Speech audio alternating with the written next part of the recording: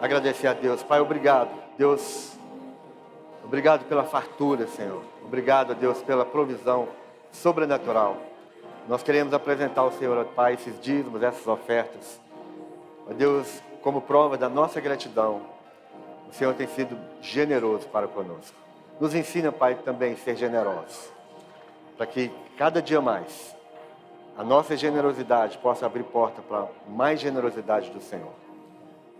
Muito obrigado por tudo, no nome de Jesus. Amém e amém. Vamos assentar, as crianças podem subir.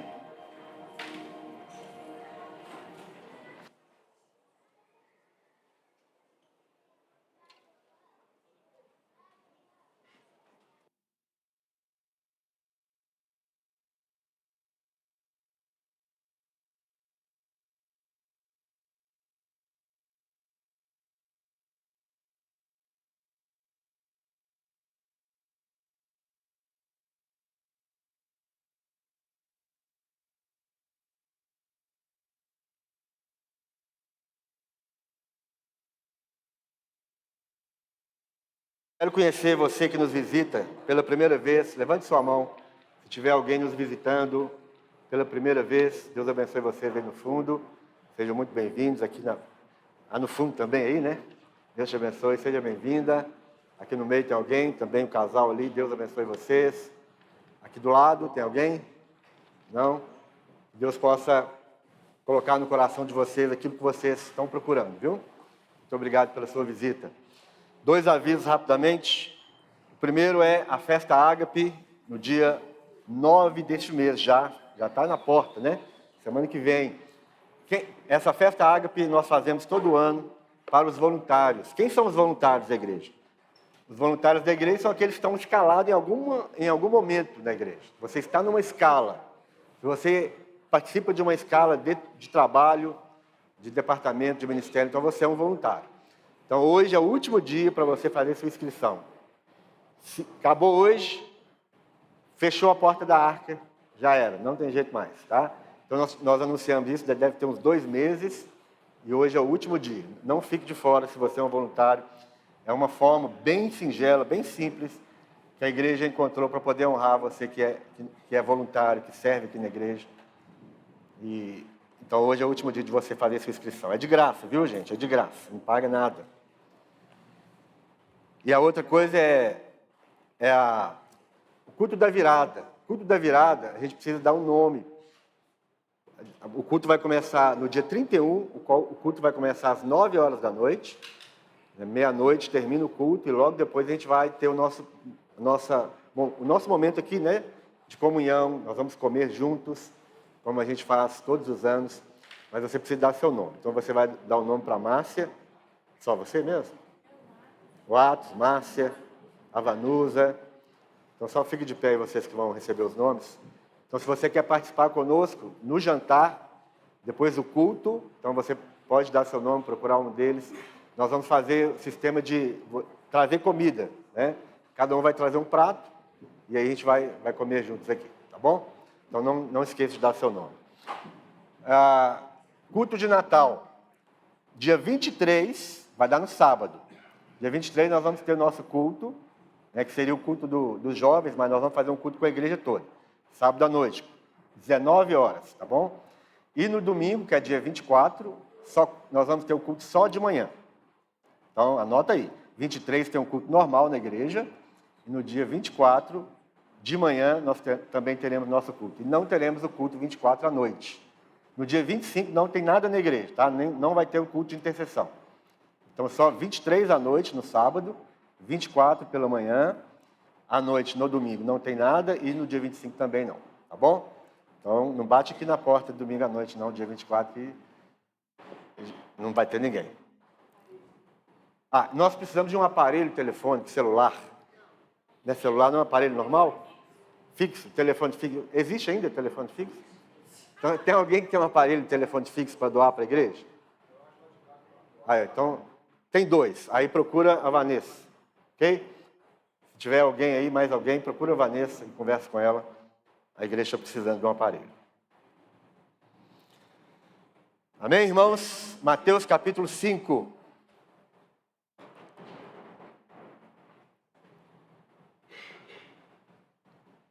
Nós estamos ainda falando sobre o império de César e o reino dos céus.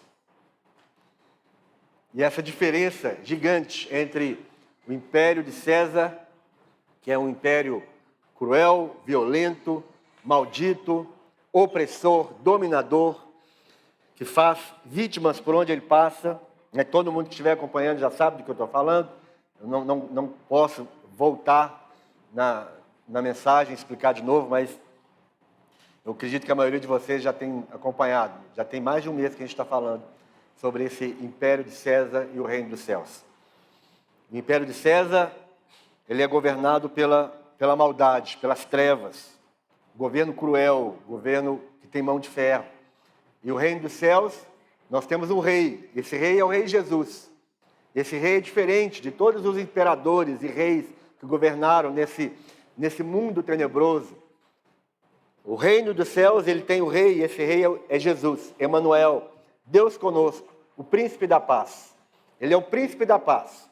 E Jesus, falando sobre esse reino, Mateus capítulo 4, vai falar que Jesus ele veio anunciando o reino dos céus. Ele veio anunciando, é chegado o reino dos céus. E aqui em Mateus capítulo 5, que nós conhecemos como o Sermão da Montanha, então nós temos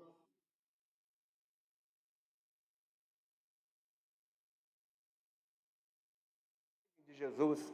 Jesus está ensinando o que é o novo reino, que é o reino dos céus, o reino de Deus. Reino dos céus e reino de Deus é a mesma coisa. E Jesus vem anunciando que ele é o novo rei. Ele vem anunciando nessas bem-aventuranças que nós estamos aprendendo, ele vem anunciando qual é o caráter do cidadão dos céus. Como é o estilo de vida, os pensamentos, como é que nós enxergamos, como é que nós vivemos. Jesus veio trazendo para nós, através desse ensinamento, desses 3 capítulos, principalmente ali nos versos que fala das bem-aventuranças, felizes, ele está mostrando para nós um caráter, um estilo de vida completamente diferente do reino do Império de César. O Império de César é violento, ele governa pela espada, ele governa pela opressão, ele faz vítimas, ele é injusto, ele passa por cima das pessoas. E aqui, nesse contexto histórico de Jesus ele veio como esse novo rei para o povo de Israel, e o povo de Israel entende que Jesus seria um Messias que governaria, um rei que governaria, como todos os outros, pelo poder da espada, pelo poder da violência. E o povo de Israel, ele veio em cativeiro desde quando ele entra no Egito. E lá no Egito ele fica 430 anos debaixo de opressão pesada, de escravidão. Ao longo da história de Israel, nós vamos ver sempre o conflito, sempre o domínio, sempre a escravidão. E nesse momento que Jesus vem, eles estavam de novo debaixo de uma outra opressão, de um outro cativeiro, o Império Romano, cruel, maldito, sanguinário. E eles esperavam que esse Messias viesse para poder romper completamente, através da violência. Eles esperavam um Cristo, um Messias lutador, guerreiro. E não foi isso que aconteceu. Porque a profecia, principalmente de Isaías capítulo 6, vai falar que ele seria um dos nomes desse menino. A profecia fala, porque um menino nos nasceu e um filho se nos deu, um filho nos foi dado. O seu nome seria Conselheiro, Maravilhoso, Pai da Eternidade, Príncipe da Paz. Um dos nomes desse rei, menino, era Príncipe da Paz. Ele veio para governar pela paz. Então Jesus, ele traz esse ensinamento para nós, irmãos, e esse ensinamento de Jesus é muito desafiador para todos nós. Confronta muito a nossa vida. Confronta muito o nosso estilo de vida, a nossa forma de pensar. Ainda mais agora que nós estamos envolvidos aí porque é final dos tempos, e Jesus fala sobre isso também. A palavra fala sobre, nos últimos dias, nós ouviríamos falar sobre guerras e rumores de guerras.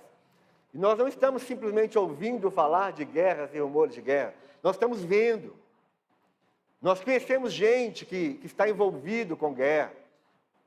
Um parente do parente do parente, um amigo do amigo do amigo está envolvido com uma guerra. Nós temos duas grandes guerras, a guerra de Israel com Hamas e a guerra da Ucrânia, e a Rússia que foi esquecida. Mas existem outras guerras acontecendo em todos os momentos da nossa vida. Nós enfrentamos uma guerra no trânsito. No trânsito é uma guerra. E como nós já temos falado, a gente consegue identificar agora, quando nós estamos sendo instigados pelo César, o império de César está ali, com sua espada, com seu aguilhão, nos incitando, nos inflamando o tempo inteiro. Então, a nossa guerra pode ser no trânsito. E aí nós temos... Alguém pode trazer para mim lá o adesivo? Nós temos um adesivo, nós mandamos fazer um adesivo com a logo da igreja.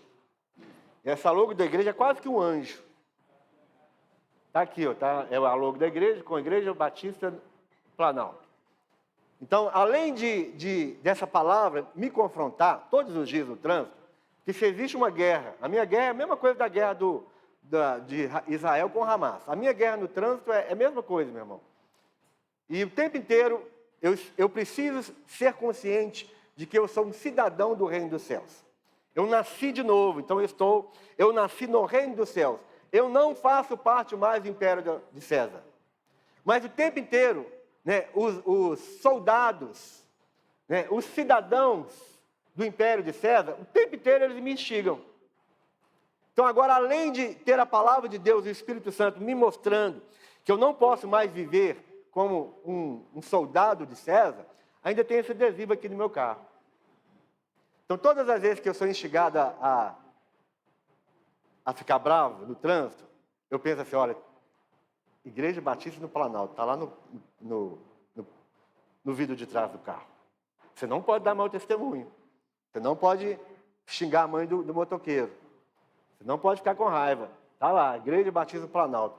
Tem gente que não vai querer pôr isso no carro, é de graça, tá? Você pode pegar com o diácono, se você quiser. Mas tem gente que não vai pôr, sabe por quê? Porque falar, vai que. Eu não quero esse compromisso, né? Porque vai que. Então, é para isso mesmo. É para ir não ir que. É para você ficar bem bonito, bem disciplinado, com o carro limpinho, né? E aí, não xingando o motoqueiro, não pensando mal da mãe do motoqueiro. Nada disso, nada disso. Não fazer nenhum gesto. O único gesto que você vai fazer é, Deus te abençoe, não faça outro.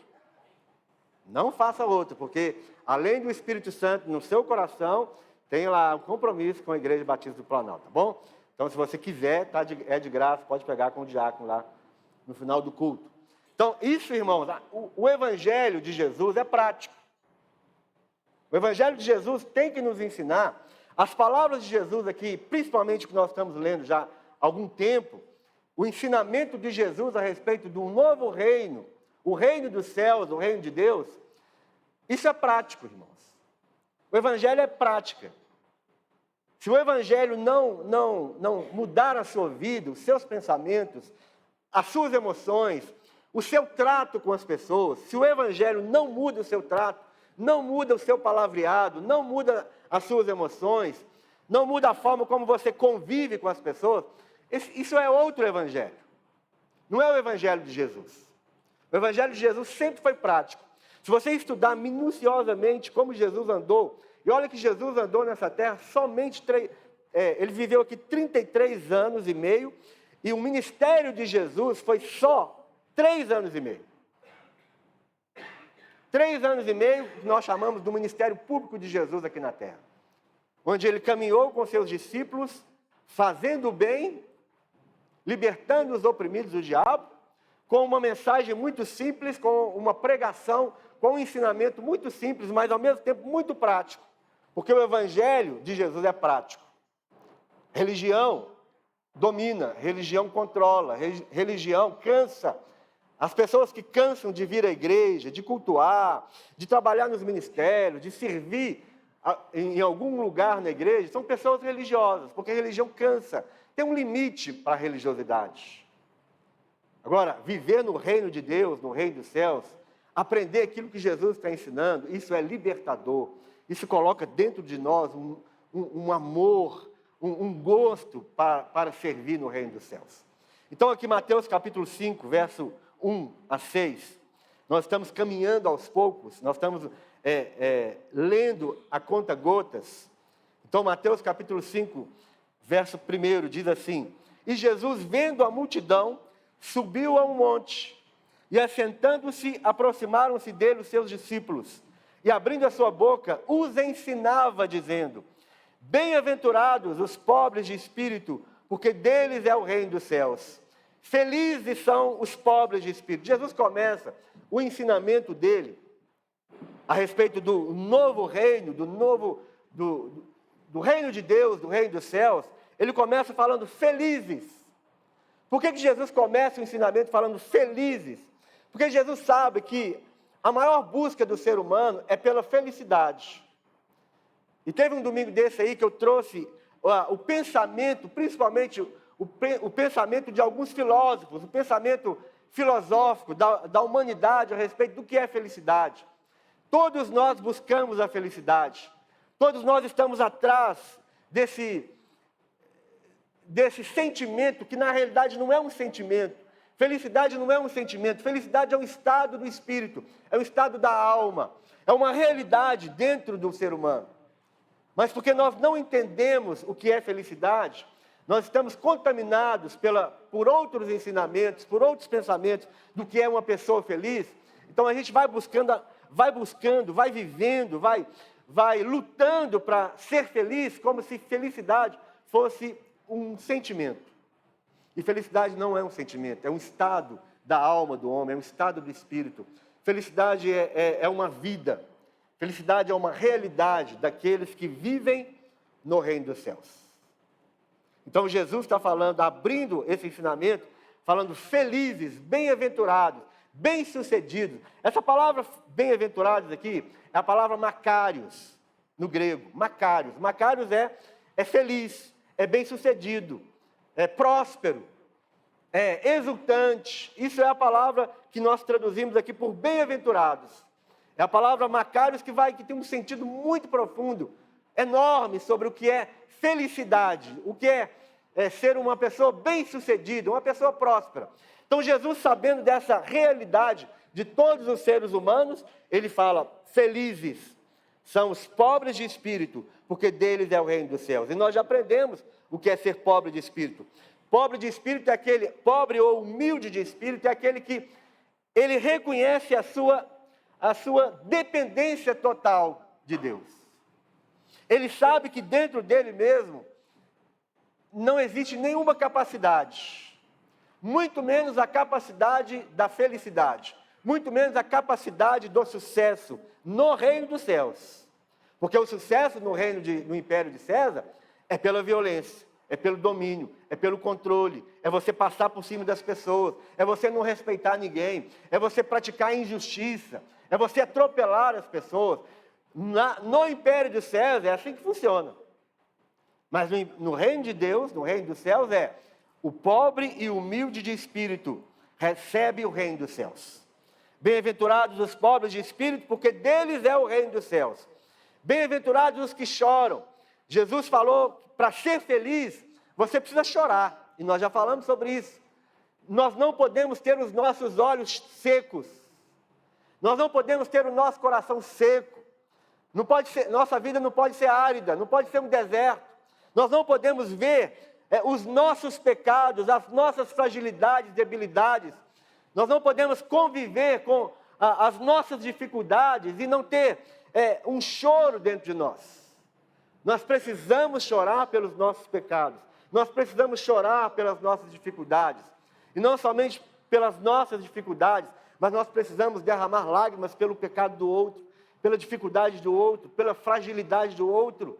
Nós não estamos aqui no reino dos céus, nós não estamos aqui para julgar, para condenar as pessoas, para pisar em cima das pessoas, mas nós estamos aqui para chorar. Chorar por nós e chorar pelo outro.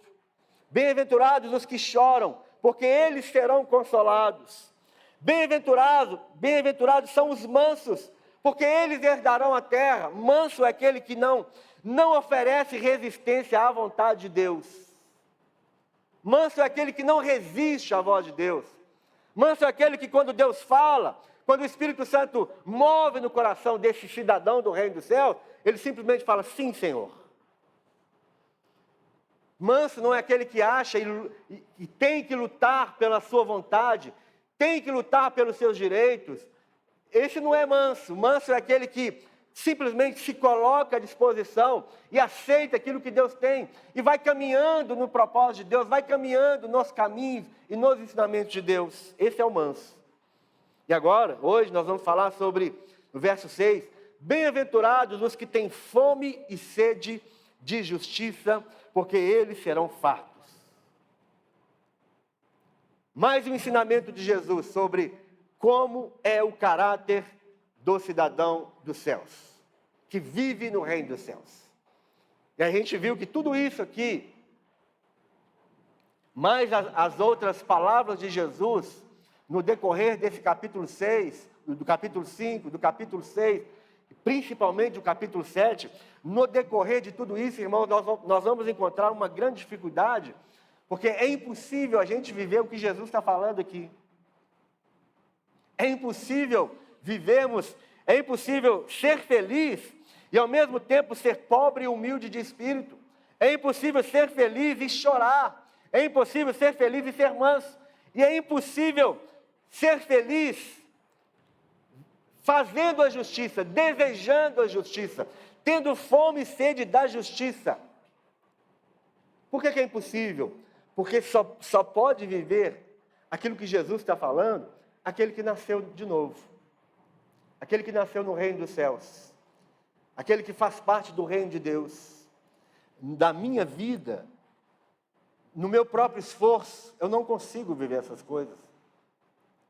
Eu não consigo ter fome e sede de justiça.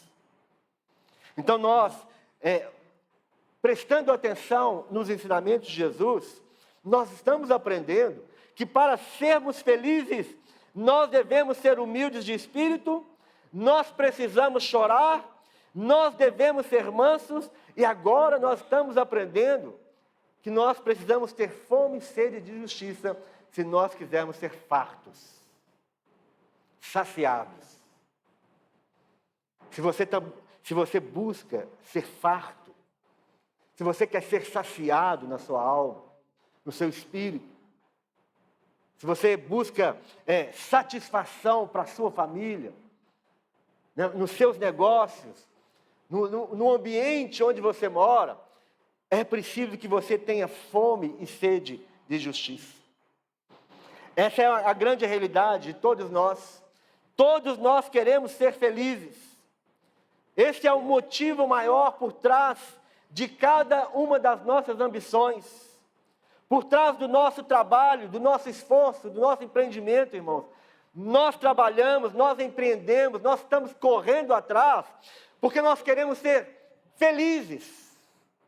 Existe dentro de nós uma força, é uma força motriz, que vai nos impulsionando em busca da felicidade, em busca do ser bem-aventurado. É uma busca constante. Todos nós estamos correndo atrás de um alvo, e esse alvo nós traduzimos em uma palavra: felicidade. É a busca de todo homem. Mas essa mesma busca, irmãos, de todo homem, é a tragédia do mundo inteiro. Essa busca desenfreada, com as motivações erradas, com o entendimento errado, é a tragédia da humanidade. Porque nós estamos sendo envolvidos, inspirados, instigados, nós estamos sendo fomentados pelo Espírito de César. Se a gente não deixar que essas palavras entrem dentro de nós vamos buscar a felicidade, nós vamos andar atrás da felicidade, mas nós vamos ser motivados pelo Espírito de César. E essa é a grande tragédia da humanidade. A tragédia da humanidade não é buscar felicidade. A tragédia da humanidade é buscar a felicidade do jeito de César. Pelas trevas, pelas motivações erradas. Então, o que Jesus está ensinando para nós é exatamente, existe uma forma de viver feliz. E agora Jesus vem falando sobre Bem-aventurado, feliz é aquele que tem fome e sede de justiça. E essas palavras que Jesus usou, irmãos, a gente precisa prestar muita atenção. Ele usou duas palavras fortes: fome e sede. Pensa um pouquinho o que é ter fome. Pensou? Sentiu fome aí? Está cedo ainda, viu, meu irmão? Falta 1 hora. Fome, pensa o que é fome. Alguém já sentiu fome de verdade? A barriga já doeu? Você já sentiu aquela dor da fome? Jesus usou essa palavra: bem-aventurado aquele que tem fome. Pensa na sede. Quem aqui já teve sede? A sede que dói, a sede que traz angústia, a sede que traz sofrimento, a fome que traz sofrimento, a sede que traz sofrimento. Jesus trouxe essas duas palavras. Fome e sede, irmãos, são sensações ou desejos vitais de todo ser humano. Quem não tem fome e não tem sede é doente. Não é uma pessoa normal. São sentimentos, são necessidades vitais de todo ser humano normal, saudável. Sentir fome, sentir sede. Fome e sede é uma sensação fisiológica pelo qual o corpo percebe que necessita de alimento ou de água para manter as suas atividades inerentes à sua própria vida. Todo ser humano tem essa sensação fisiológica. E aí, quando ele sente fome, quando ele sente sede, ele sabe que isso é essencial para que ele mantenha o seu coração batendo, o seu desejo, a sua luta pela sobrevivência, ou a sua luta pela vida. Uma pessoa sem sede, uma pessoa sem fome, é uma pessoa que fica ali. Ela vegeta, ela está no estado vegetativo. Por isso que Jesus usa essas palavras, e elas são muito fortes. Fome e sede não são sensações passageiras. Quando você tem fome e sede, se você não fizer algo para alimentar a fome e acabar com a sede, não passa. Vai só aumentando. Se você não mata a sua sede, se você não mata a sua fome, esse sentimento não é passageiro, não vai acabar.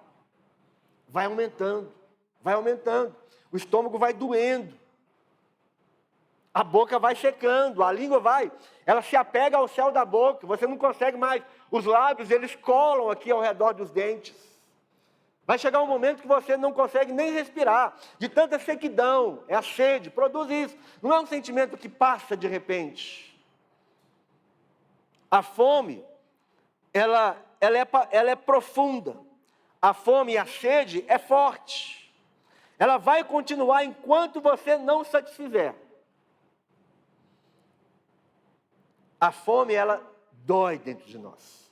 A sede dói dentro de nós. Então, quando Jesus usou essas palavras, ele não estava usando por acaso. Ele queria mostrar para nós o que ele está falando. Bem-aventurado aquele que tem fome e sede de justiça. Essa fome que Jesus está falando, irmãos, vai além da fome e da sede natural. A fome, essa fome, ela precisa ser uma fome espiritual. Isso tem que mexer com a gente. A fome tem que doer dentro de nós. A sede tem que doer dentro de nós. Bem-aventurado aquele que tem fome, que sente fome. A fome tem que fazer você sofrer. A sede tem que fazer você sofrer. Mas sofrer pelo quê? Essa dor da fome, essa dor da sede, tem que realmente doer, tem que nos fazer agonizar. Mas pelo quê? Pela ambição, pelo dinheiro, pelo sucesso, pelo domínio. A fome e a sede precisam estar dentro de nós, nos motivando, nos movendo, nos levando para frente, nos levando a satisfazer essa sensação e esses desejos. Mas pelo quê? É isso que Jesus está querendo chamar a nossa atenção. Isso precisa ser uma fome espiritual, que assemelha a fome e a sede real. E isso vai aumentando, assim como a fome aumenta, assim como a sede aumenta, assim também a nossa fome espiritual, a nossa sede espiritual precisa ir aumentando na nossa vida. Tem que aumentar, irmãos. Nós precisamos ter fome e sede que causem em nós um sofrimento, que causem em nós uma agonia pela justiça. No meio desse mundo tão injusto, esse mundo de César, que ele é essencialmente injusto, no meio desse mundo essencialmente injusto, nós precisamos ter fome e sede de justiça.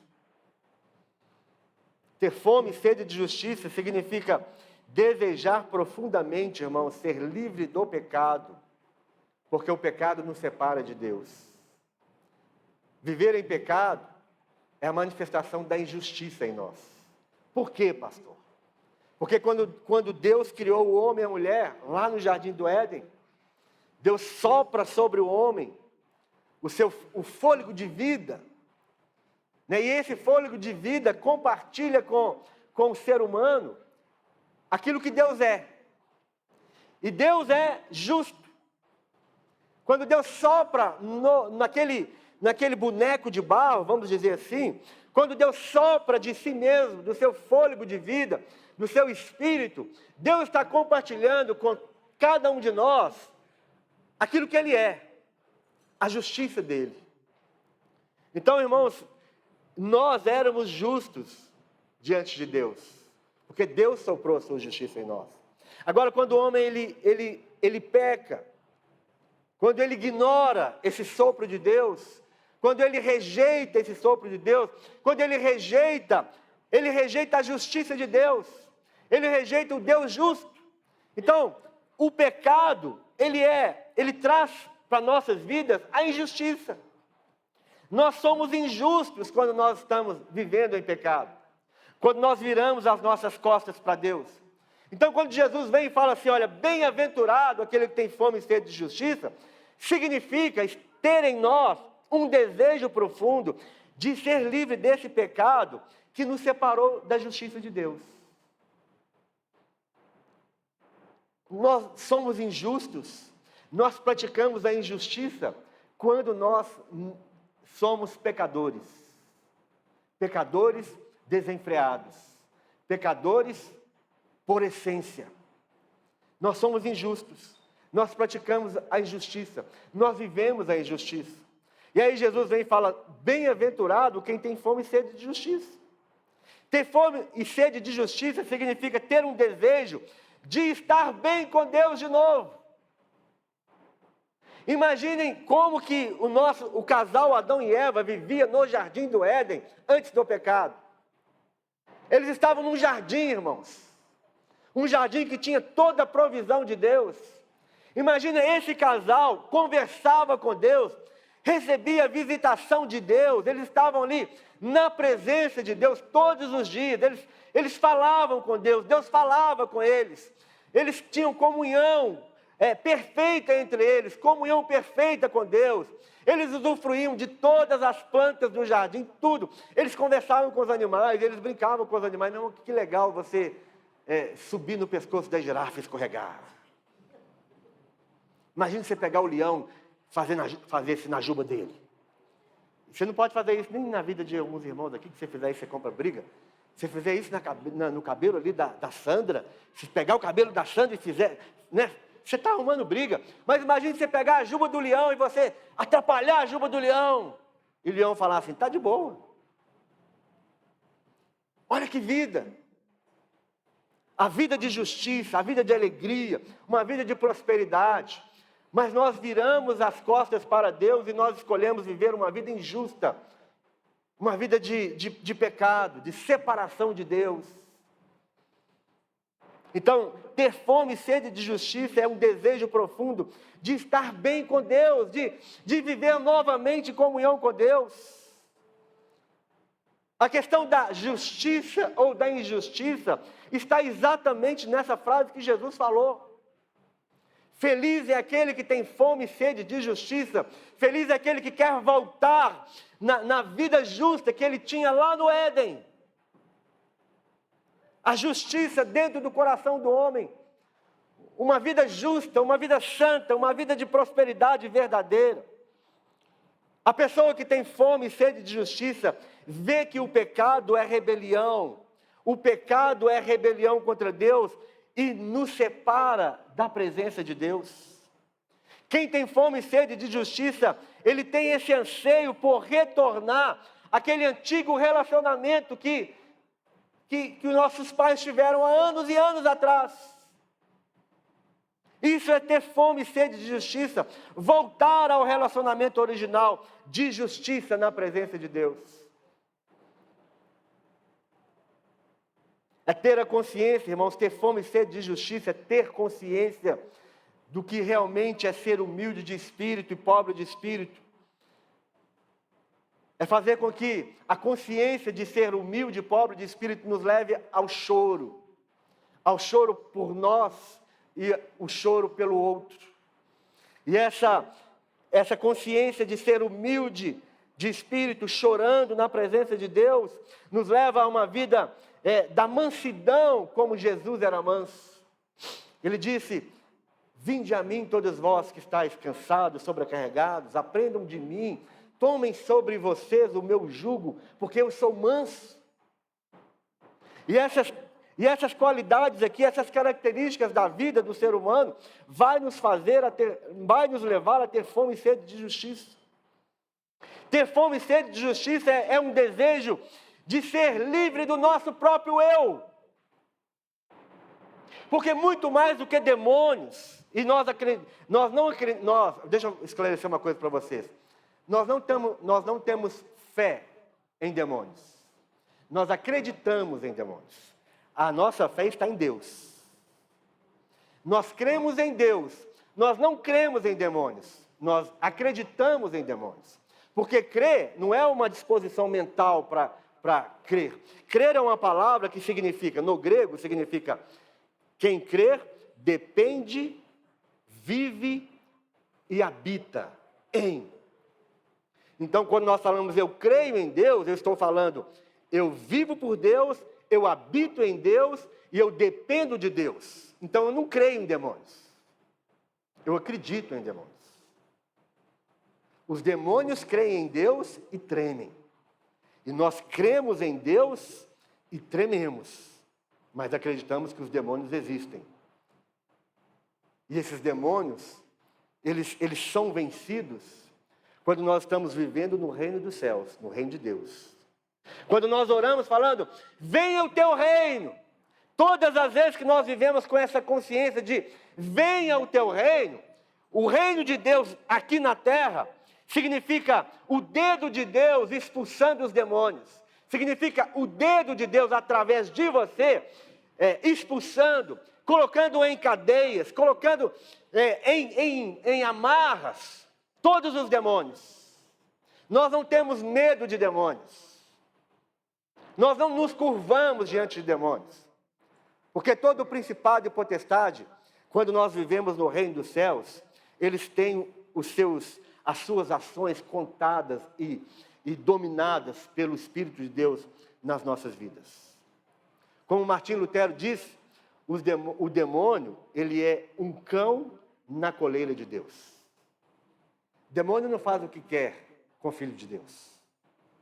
O demônio não deita e rola na vida do Filho de Deus.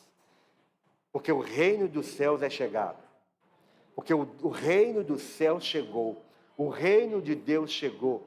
E se nós vivemos no reino de Deus, as ações malignas são limitadas na nossa vida. O demônio deita e rola na vida de quem quer, na vida de quem deixa, na vida de quem não está vivendo os ensinamentos de Jesus. Eles agem, eles controlam, eles dominam, porque eles estão a serviço do reino malvado de César. Então, ter fome e sede de justiça significa desejar ser livre de nós mesmos, que muitas vezes nós somos, o nosso desejo, o nosso eu, é muito mais cruel do que os demônios. E a maldade do homem, ela não depende de inspiração maligna. Porque todo homem que virou as suas costas para Deus, ele criou dentro dele uma índole mal. E por si só, separado de Deus, ele é capaz de praticar atos de maldade. E aí existe uma desculpa muito grande dos homens, principalmente dos crentes. Foi o diabo que fez isso. Eu fiz isso por causa do diabo. Que diabo, meu irmão? Esse diabo é você mesmo. Você se torna um diabo quando você dá suas costas para Deus. Diabo é mentiroso, diabo é enganador, diabo é traidor. Então nós muitas vezes nos tornamos diabos por causa das nossas ações, das nossas atitudes, dos nossos pensamentos. É a injustiça. Essa é a injustiça que nós vivemos sem Deus. O homem que tem fome e sede de justiça é o homem que deseja ser um exemplo de felicidade na sua vida diária. As pessoas ao nosso redor estão olhando para nós para ver o que é uma pessoa feliz. Esse fulano de tal, ele não fuma maconha. Esse fulano de tal não é um drogado. Ele não depende do álcool. Ele não depende do adultério. Ele não depende da fornicação para ser feliz.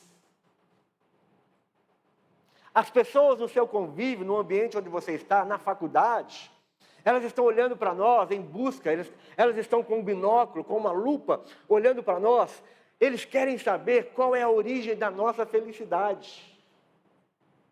Olha essa menina aí, ela é virgem. E ela tem 20 anos. Esse menino, ele é virgem até hoje. E ele tem 25 anos. E ele é feliz. De onde vem essa felicidade? Quem tem fome e sede de justiça, ele faz brilhar essa justiça diante das pessoas. As pessoas estão enxergando isso naqueles que verdadeiramente são justos, daqueles que verdadeiramente têm fome e sede de justiça. Jesus está falando exatamente, lembra que Jesus no mesmo sermão, ele fala assim, vós sois a luz do mundo. Vós sois a luz do mundo. Ele falou, se a vossa justiça, Jesus falou, se a vossa justiça não exceder a justiça dos fariseus, ou seja, a sua justiça precisa ir além da justiça dos fariseus, a justiça religiosa, humana, interesseira, limitada. A vossa luz deve brilhar diante dos homens, para que eles vejam as suas boas obras e glorifiquem a Deus. Essa é a justiça, essa é a fome e sede de justiça no reino dos céus, no cidadão do reino dos céus. Precisamos viver essa realidade. Quem tem fome e sede de justiça, vive essa realidade. Deseja essa realidade. Essa fome e sede de justiça, irmãos, ela precisa aumentar em nós. Lembra do filho pródigo? Quem lembra da história do filho pródigo? O filho pródigo virou as costas para o pai. Ele rejeitou tudo aquilo que ele tinha. Ele tinha toda a provisão. Ele tinha todas as suas necessidades supridas. Ele não precisava de nada. Mas um dia ele cansou de tudo aquilo que ele tinha. Ele cansou, provavelmente, o filho pródigo era um religioso. Vivia uma vida religiosa, só para agradar o pai e os outros. Mas um dia cansa. Ele cansou disso, rejeitou tudo, desejou a morte do pai, foi viver dissolutamente lá fora, no reino de César, no império de César. Ele escolheu viver a sua vida no império de César. Mas nós conhecemos a história, e a história vai contar o quê? Veio uma fome. Veio uma grande fome. E ele foi tomado por aquela fome. E aquela fome foi aumentando. E aquela fome e a sede foi aumentando no coração daquele moço. E ele foi comendo o que ele precisava comer para que a fome seja, para que ele para que ele acabasse com a fome. Mas a fome foi aumentando, e ele foi comendo, e ele foi gastando o que ele tinha para alimentar a sua fome. E ele foi gastando com as prostitutas, porque a fome dele era uma outra fome. Era a fome da prostituição, era a fome da perdição, a fome de satisfazer os seus próprios desejos malignos e carnais. E a fome foi aumentando, e ele foi correndo atrás da satisfação da fome e da sede, e aquilo foi ficando escasso. A comida foi ficando escassa, mas a fome não. A fome foi aumentando, a fome foi aumentando. A barriga dele começou a doer. A boca dele começou a secar. A garganta dele começou a fechar. A comida, que era comida de porcos, acabou. E essa fome desse moço, essa fome e a sede desse moço, fez com que ele voltasse para a casa do Pai, para a justiça, para viver de novo uma vida justa, uma vida na presença do Pai. E foi isso que ele fez. Quando o filho pródigo teve fome e queria alimentar-se com as bolotas dos porcos, essa fome, para que ele não morresse por causa da fome, para que ele não morresse por causa da sede, irmãos, ele tomou uma atitude. Ele lembrou do Pai, e ele volta para a casa do Pai. Quando Jesus fala, feliz é aquele que tem fome e sede de justiça, o que Jesus está querendo falar é que a fome e a sede de justiça nos leva para a presença do Pai. Nos faz voltar para a presença do Pai. Nos faz desejar na presença do Pai, irmão. Viver na presença do Pai. Ele voltou. Ele voltou e imediatamente o Pai recebe. O pai dá de volta aquilo que ele tinha jogado fora. O Pai abraça de novo, o Pai beija de novo. O Pai coloca o anel, o Pai coloca o sapato nos pés. O Pai faz uma festa. Porque essa é a palavra que Jesus disse. Bem-aventurado aqueles que têm fome e sede de justiça, porque eles serão o quê? Fartos. Eles serão satisfeitos. A fome e a sede na vida daquele menino fez ele voltar. E quando ele volta, ele vive de novo na justiça do Pai. Ele recebe o quê? Satisfação. Ele é farto. Ele vive de novo a satisfação e a saciedade de estar na presença do Pai. É isso que Jesus está falando para nós. Ter fome e sede de justiça, na verdade, significa estar desesperado. Ter fome e sede de justiça significa a sensação de você estar morrendo de inanição, morrendo de fome, morrendo de sede, pela justiça de Deus, pela presença de Deus.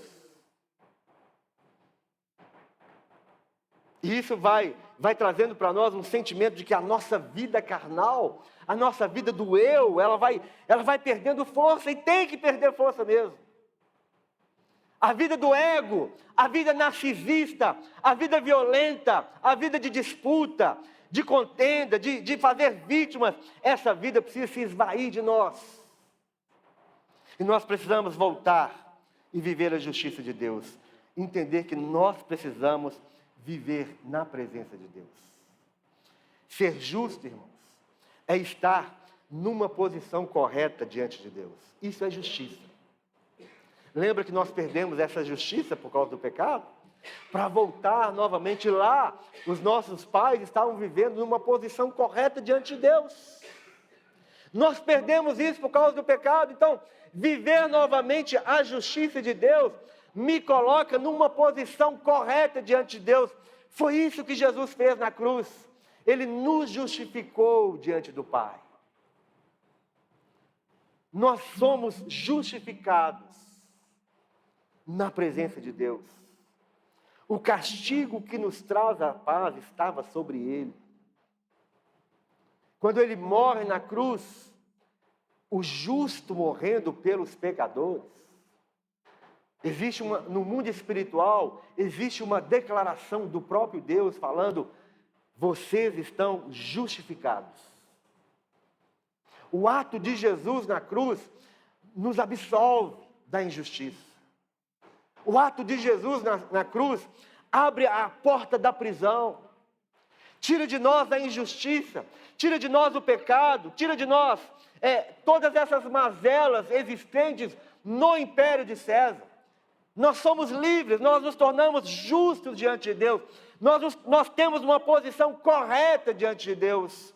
Deus olha para nós e não nos enxerga mais. Deus enxerga Jesus em nós. Bem-aventurado o que tem fome e sede de justiça. Em termos gerais, irmãos, justiça é dar a cada um o que lhe é de direito. Justiça na sociedade, justiça no mundo do direito, justiça no mundo sociológico, no mundo da filosofia, significa dar a cada um o que ele merece. Justiça, pessoa pratica justiça, pessoa correta.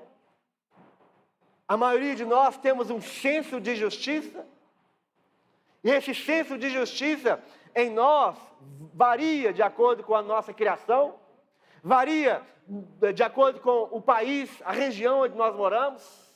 Existe um senso de justiça lá nos aglomerados, que é diferente do senso de justiça lá da Zona Sul, que é diferente do senso de justiça lá no interior de Minas.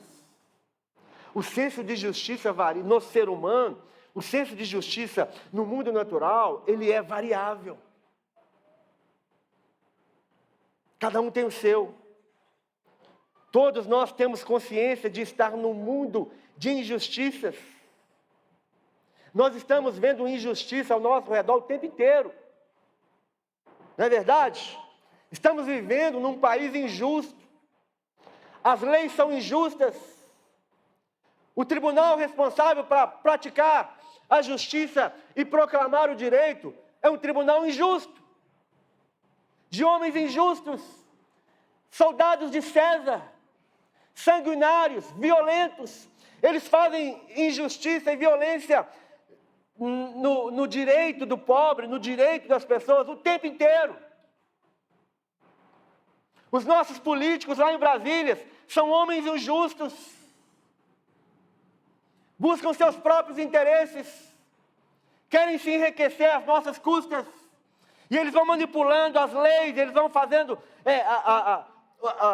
vão fazendo o arcabouço jurídico e as leis tributárias e tudo mais, em função deles, em função dos ricos. E nós estamos vendo a injustiça o tempo inteiro ao nosso redor. Leis injustas, tribunais injustos, políticos injustos. E nós somos injustiçados o tempo inteiro. Nós não estamos falando dessa justiça, irmãos.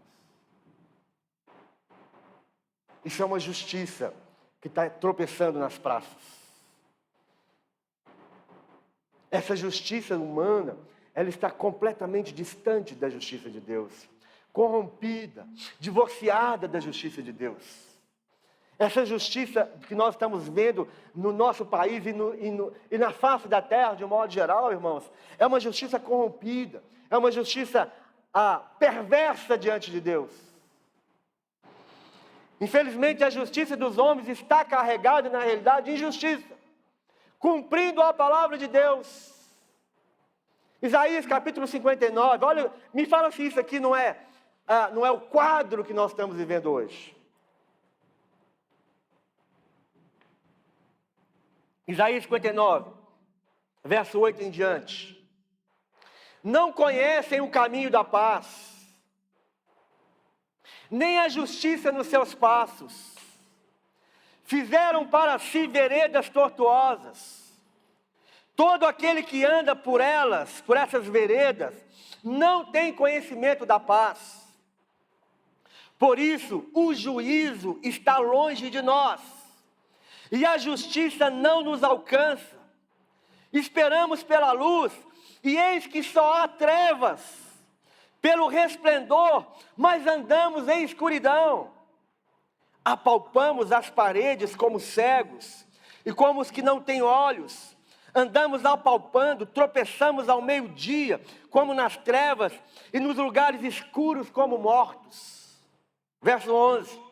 Todos nós bramamos como urso, e continuamente gememos como pombas, esperando pelo juízo, esperando pela justiça. E não há. Esperamos pela salvação, e está longe de nós. Verso 12, porque as nossas transgressões se multiplicam perante ti, e os nossos pecados testificam contra nós, porque as nossas transgressões estão conosco, e conhecemos as nossas iniquidades, como prevaricar. Prevaricar é um artigo do Código Penal. É um pecado, é uma ação contra a lei, é um crime, é uma contravenção, está aqui. Como prevaricar e mentir contra o Senhor, e o desviarmos-nos do nosso Deus, o falar de opressão e rebelião, o conceber e proferir do coração palavras de falsidade. Por isso o direito se tornou atrás, a justiça se pôs de longe, porque a verdade anda tropeçando nas praças, pelas ruas. A verdade está tropeçando nas praças, nas ruas, ou seja, não tem verdade, não tem justiça, não tem direito. O conceber e proferir do coração palavras falsas, palavras de falsidade. Por isso o direito se tornou atrás, a justiça se pôs de longe, porque a verdade anda tropeçando pelas ruas e a equidade não pode entrar. Sim, a verdade desfalece. E quem presta atenção nisso aqui. E quem se desvia do mal, arrisca-se a ser despojado.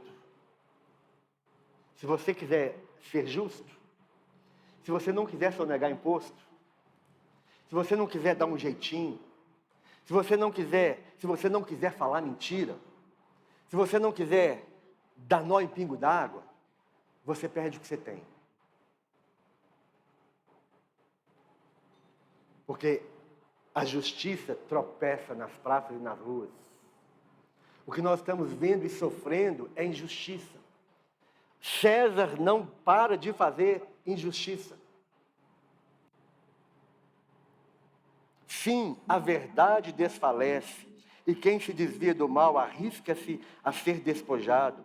E o Senhor viu, e pareceu mal aos seus olhos que não houvesse justiça. Deus está vendo, meus irmãos.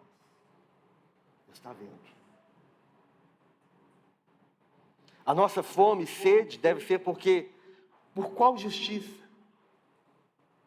Quando Jesus fala, bem-aventurado que tem fome e sede de justiça, que justiça é essa? Essa aqui? Também. Então nós temos a justiça, essa fome e sede de justiça deve ser aquela fome e sede de justiça, essa justiça que nos coloca em posição correta diante de Deus. A justiça de Deus em nós. Em primeiro lugar, nós precisamos ter fome e sede de justiça de Deus, para que nós estejamos numa posição correta diante de Deus. A justificação é não estar mais em pecado, viver em pecado, gostar do pecado, amar o pecado, se entregar ao pecado. Essa é a primeira justiça, nós precisamos ter fome e sede dessa justiça. E nós precisamos ter fome e sede de justiça também, a justiça moral.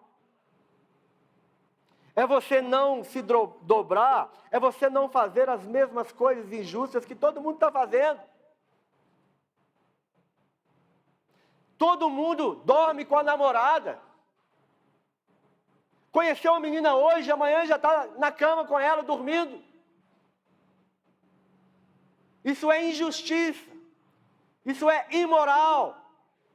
Cidadão do reino dos céus, gente que vive no reino de Deus, não pratica, não vive essa injustiça, não vive essa imoralidade. A primeira justiça que nós precisamos ter fome e sede é a justiça de Deus que nos coloca numa posição correta diante de Deus. A segunda é praticar a justiça moral, é não ser um mentiroso, é não ser um caloteiro, é não ficar enganando as pessoas, é não dormir com a namorada, é não trair a mulher no computador, na internet, o marido não trai a mulher não trai o marido, é justiça moral. Nós precisamos ter fome e sede dessa justiça. E a outra justiça que nós precisamos ter fome e sede é a justiça social, irmãos. É não passar por cima do pobre, é não ignorar o pobre, é não ignorar aquele que não tem, é não querer só para mim, é não tomar o que o outro tem. A gente quer tomar o que o outro tem, é ser justo com os nossos empregados, é pagar os nossos impostos, é abrir a mão para aquele que não tem nada. É chorar com o que não tem, é pagar a passagem de alguém, é você levar comida, é mais ou menos, com muito menos, é o que nós tentamos fazer aqui. E não é só no primeiro domingo, nós estamos tentando fazer justiça social nessa igreja o tempo inteiro.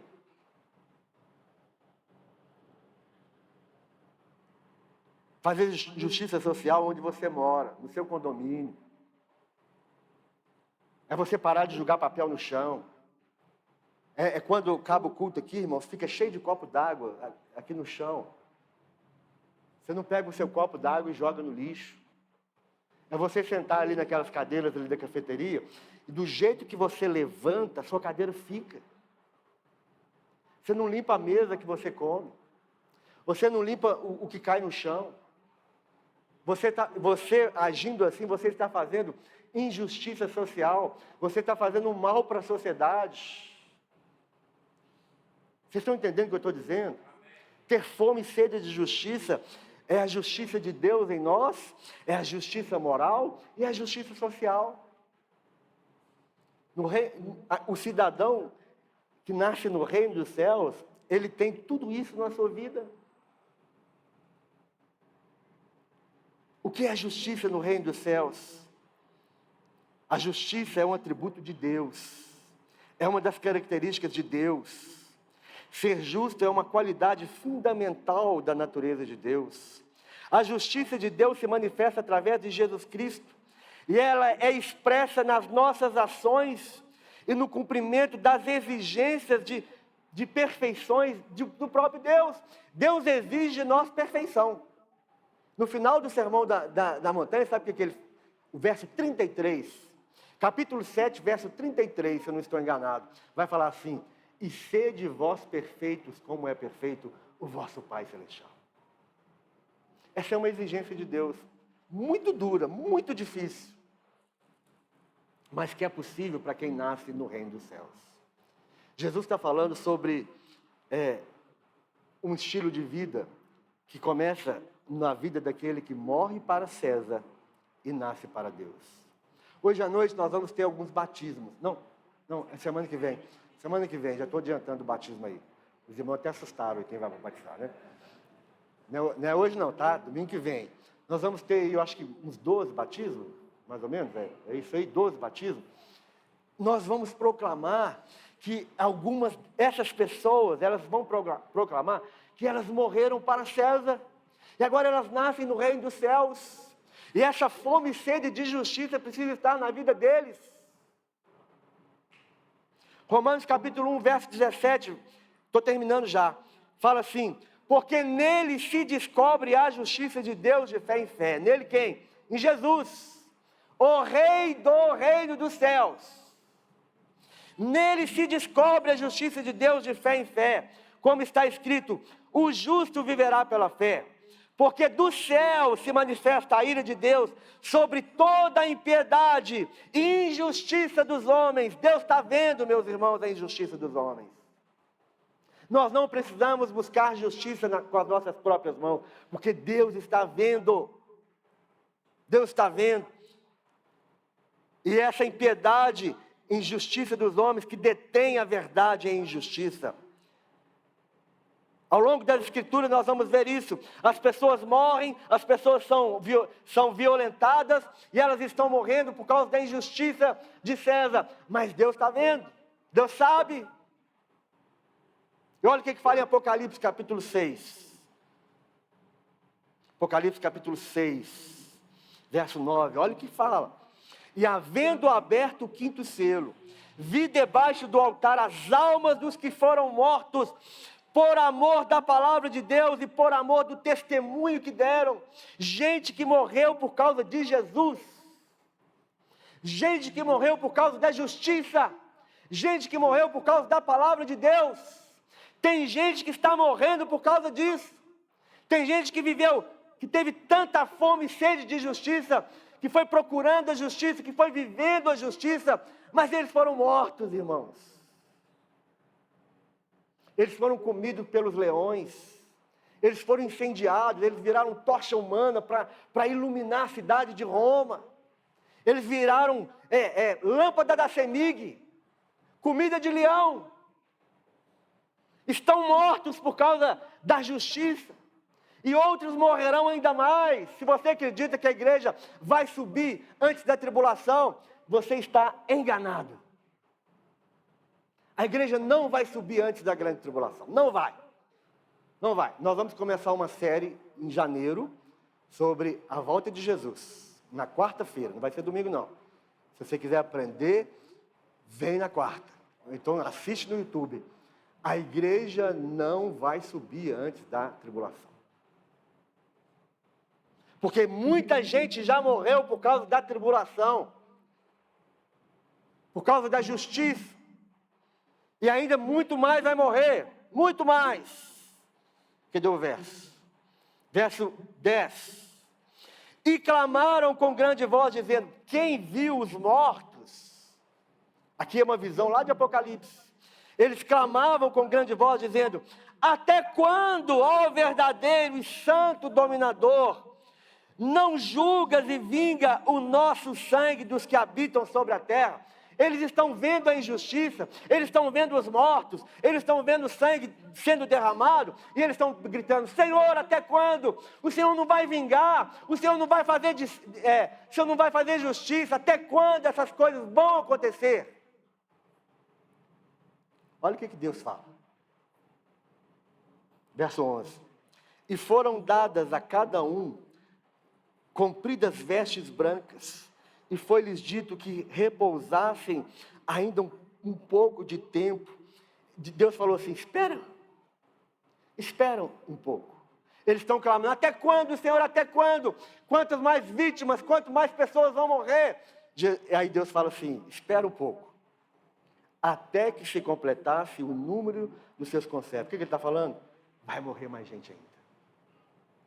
Espera, porque tem que completar o número de mortos por causa da justiça.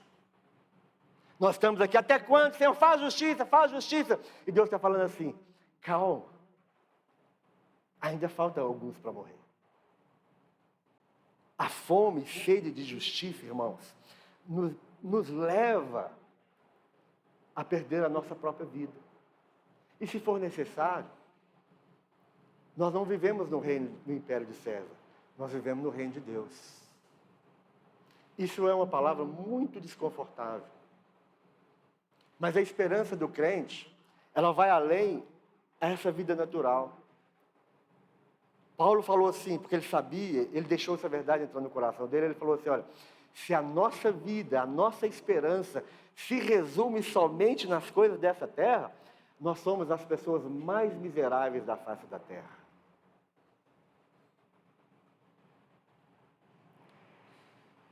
Ele fala assim, né?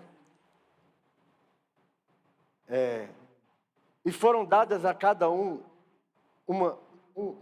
e foram dadas a cada vestes brancas compridas, e foi-lhes dito que repousassem ainda um pouco de tempo, até que se completasse o número dos seus conservos e seus irmãos, que haviam de ser mortos como eles foram.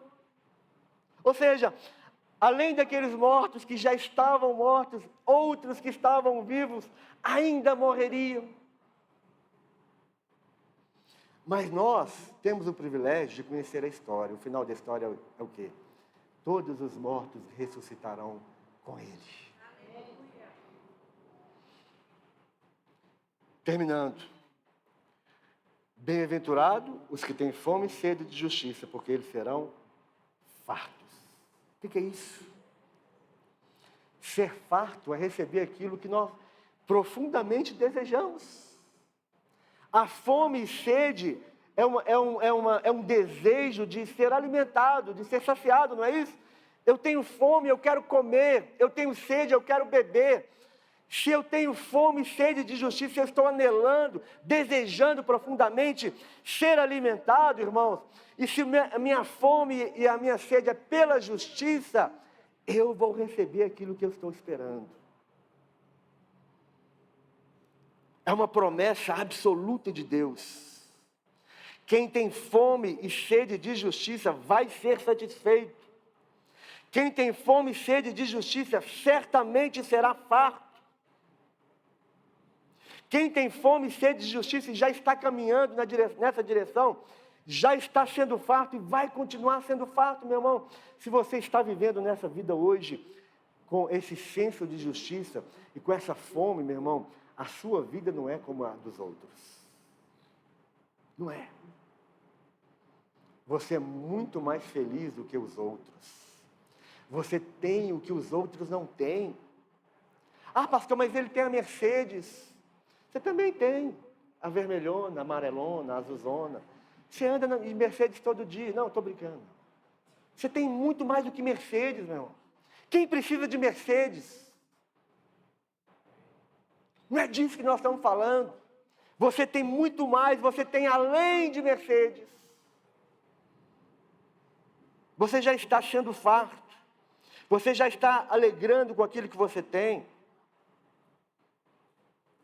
Nós temos a ação do Espírito Santo em nós, irmãos. Alegria, paz, longanimidade, bondade, mansidão, domínio próprio. As pessoas olham para nós e nos dá o prazer de nos fazer ouvir: você é uma pessoa diferente. Você é uma pessoa boa. Você é uma pessoa justa. Olha que prazer que é, olha que saciedade nos traz quando alguém olha para nós e fala: você é diferente. Você tem uma alegria, uma felicidade que eu não consigo encontrar em nenhum lugar. Você não fuma maconha, você não é um mentiroso, você não é isso, não é aquilo, mas você é feliz. Isso é ser farto. Quando as pessoas precisam de alguém, elas batem na sua porta. Quando elas precisam de um conselho, o louvor pode subir.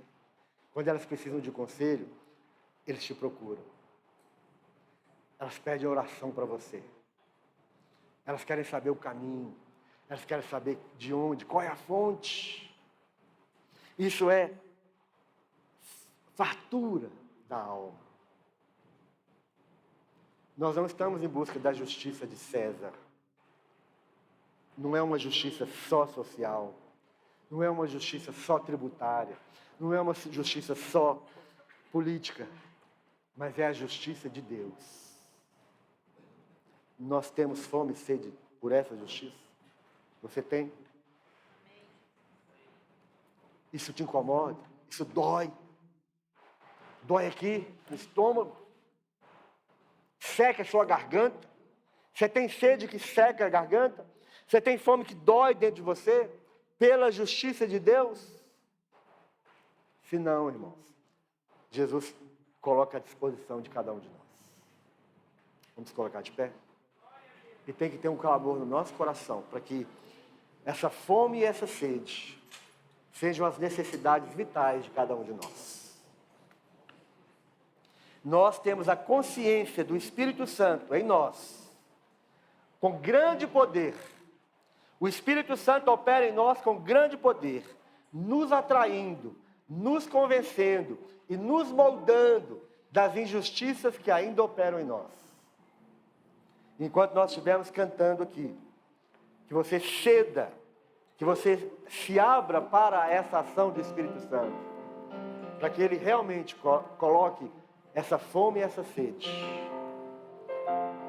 que as injustiças sofridas, ou que as injustiças vividas e vistas e ouvidas, sentidas por nós, nós possamos mudar todo esse quadro, toda essa situação em nós e nas pessoas que estão ao nosso redor, por causa da ação do Espírito Santo. Que haja em nós uma mudança do nosso ser, do nosso caráter, para que nós possamos ser fartos de verdade. Então, se você precisa de uma oração nesse sentido, para que você tenha fome e sede de justiça, para que seja insuportável para você praticar injustiça ou ver injustiça diante dos seus olhos, sai do seu lugar, vem aqui à frente quando nós estivermos cantando. Fome e sede de justiça, para que nós possamos ser fartos diante de Deus.